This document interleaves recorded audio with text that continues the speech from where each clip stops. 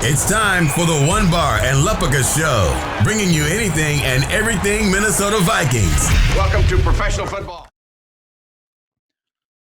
All right, welcome back to the One Bar and Lupica Show. I am One Bar, and in today's episode, we are talking about the ever so sexy topic of the Vikings backup quarterback situation, which consists of Sean Mannion, Jake Browning, and Nate Stanley. Before we get into that, remember, subscribe to the One Bar and Lupica Show. Give our videos a like. We're here every damn day with anything and everything purple. But let's hop right into this. Even though Sean Mannion was re-signed to a one-year contract in March or April, I can't remember what it was, he's only guaranteed $137,000 right now, and I don't think it is a complete lock that he's heading into the season as the Vikings backup quarterback. One of the biggest mysteries to me, not only in the NFL, but in the entire world, is how Mike Zimmer, how Gary Kubiak, and how the Vikings front office are able to sleep at night knowing that they're one injury away, one play away from Sean Mannion running around that field and taking over this offense. They must just guzzle NyQuil every single night. But let's talk about Sean Mannion quick. So Sean Mannion is our guy right now. Former third-round guy, was drafted by the Rams. Never really got a chance to see the field there. And he's really never had the chance to see the field anywhere he's gone. But when he's gotten out there, he has not done great. He has yet to throw an NFL touchdown. He's got 3 interceptions, career completion percentage of 60%.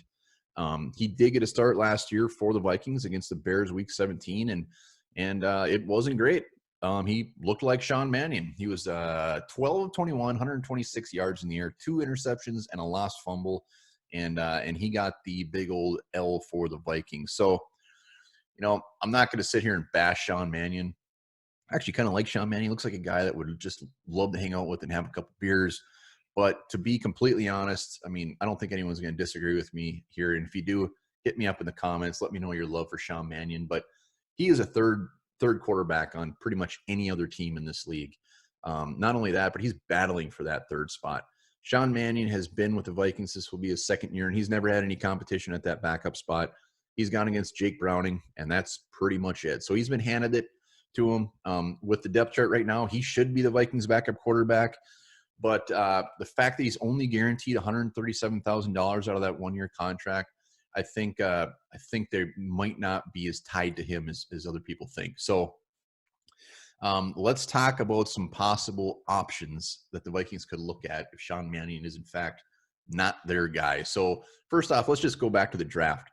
They had the chance to take a Jake Fromm. They had a chance to take a Jacob Eason in round 3 or round 4. They were hanging around on the board longer than people thought. They still passed on him. So why this affects this conversation is I think even if they would have drafted one of those 2 guys, they wouldn't have been ready to be a backup quarterback. They would have been a number 3. So I think the Vikings just said, screw it. If we're going to get somebody, it's going to be a free agent. It's going to be a veteran, because that wouldn't have even solved the backup situation right there. So who are these veterans out there? Who are people that could come in and actually help us sleep at night, like I said? And if Kirk Cousins were to go down, could actually come in and win some games. So let's talk about the 2 big boys right off the bat. Cam Newton and Joe Flacco. Those are the 2 sexy names out there.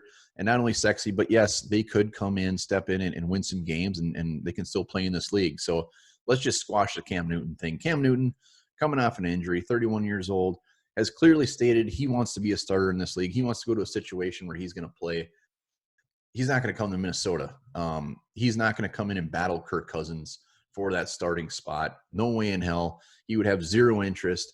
And even if he backs off that statement where he settles and just says, you know what, I'm going to go to be a backup, he's going to go to a spot where he actually has a chance to compete. He's going to go to a spot that either has a young guy or has a shaky veteran there where he can unseat that spot. So the Vikings and Cam Newton cannot see it one damn bit. No chance in hell. The other one, Joe Flacco. Joe Flacco, his play has gone down over the last couple of years. He had that neck injury last year, playing for the Broncos for 1 year.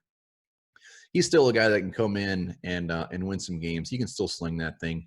He's been on a big stage. He's won a Super Bowl. But between the neck injury, between his age, who knows what he's going to be asking. This guy's made $166 million in his career. Well done, Joe Flacco. He should be offering his services for free. He has clearly stated that he wants to play, but with his age, neck injury, I just can't see the Vikings being overly interested in Joe Flacco, but I think Joe Flacco is a more realistic option than Cam Newton, hands down. So who are the guys out there? The guys out there, it is not a sexy list. We've watched Andy Dalton get snapped up, A.J. McCarron. Who are other guys? Chase McDaniels. So right now, the guys out there, Drew Stanton, Josh McCown, Trevor Siemian, very familiar name, Matt Moore, Joe Webb, Blake Bortles. These guys are, I would say, maybe a little bit better than Sean Mannion, but not enough to just say, you know what, we're going to sign you. If there's any guy out there right now that is a free agent that even tickles my purple fancy, it would actually be Blake Bortles. And I can't believe I'm saying that, but Blake Bortles has a ton. He's 28 years old. The guy's thrown over 35 touchdowns in a single season. Yes, he probably had 9,000 interceptions in that season, but he can sling it.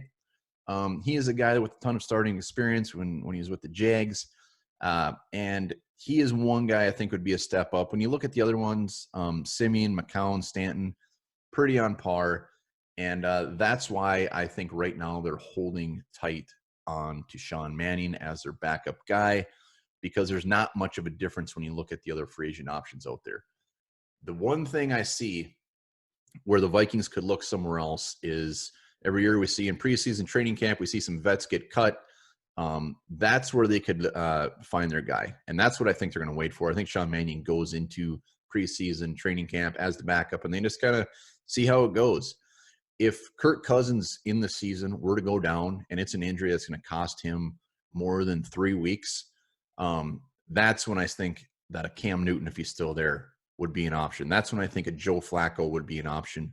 Somebody that could come in and start for Kirk Cousins, because Sean Mannion, if Cousins is down for a half a game, or maybe even a game in 2 weeks or so, Sean Mannion could still fill that void. We got a good enough defense. We got weapons and offense. But where I get worried is the long term, where he's starting more than 3-4 games, because then we're just done. And that's when a Joe Flacco, that's when a Cam Newton could step right in and be a huge improvement over Sean Mannion. So as of now, I think we're stuck with Sean Mannion. I think he's our guy, but I do not think by any means he is the lock to be the backup quarterback starting week one, or starting the season as the backup quarterback week one for the Vikings. So let me know who you think in the comments.